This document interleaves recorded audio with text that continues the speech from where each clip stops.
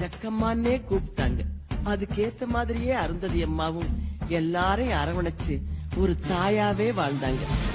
கும்மீருட்டின் குடக்கிழிப்பு குன்றில் ஏழும் பெண்ணோழியே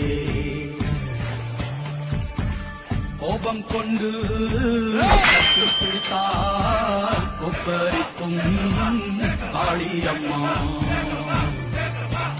உன் கண் சிவந்து பார்த்தால் போதும் துரோகியின் கத்தி உளுந்து போகும் ஓவியத்தில் உன்னை பார்த்தால் அதே உன் உள்ளத்தை காட்டும் அம்மா அனைவரையும் ஆதரிக்கும் தாயாகிய அன்னபூர்ணி நீ